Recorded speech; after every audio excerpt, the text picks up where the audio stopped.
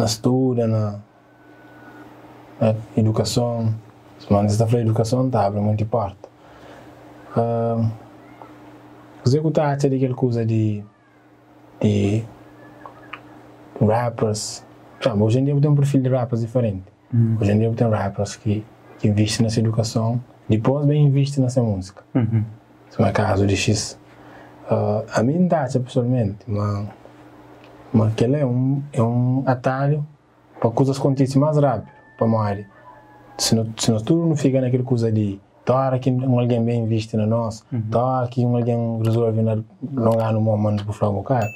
Então, coisa que muita alguém pode fazer, se não for em casa. Investe na cabeça, canta que hoje mas já numa situação favorável, não for que gosta, não tem condições de investir na música. Que é uma coisa que não hoje mas falta show na rap crioulo que rapaz que está aquele caminho lá. Que é caminho de bobo, ganhar boa independência financeira e vou fazer boa música ser independente também. Se é aquela coisa que você fala, porque podia ter um computador para o trabalho, porque podia ter um equipamento em condições. Então, talvez não está caindo naquele falso coisa de ninguém que acaba buscando, enquanto podia ser para nós apoio a nossa cabeça primeiro. Sim. Tipo, em termos de que você fala, vou investir primeiro, depois vem começar a trabalhar naquele que vou criar. E mim, praticamente foi ao contrário. Aliás, tenta ser ao contrário. Entende? Para mim, a mim nunca tive como terminar a escola, para fazer digamos, um curso, um mestrado, depois para mim começar a fazer aquele ali. Mim, praticamente era nesses tempos livres que estou a fazer bem quando está no trabalho.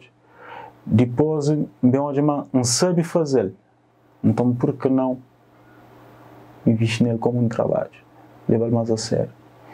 E tranha mãe de cabeça, boca você está pagando música.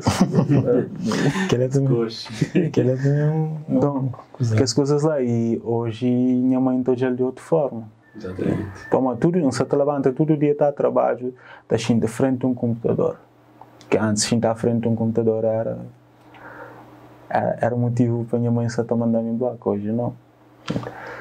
Como hoje estou como uma boa moça Sim.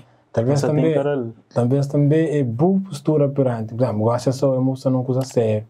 Mas como brincadeira, vou levar ele como coisa séria. Ele também está respeitado como tal. Sim. A mim desde sempre não levava ele a sério. Sempre.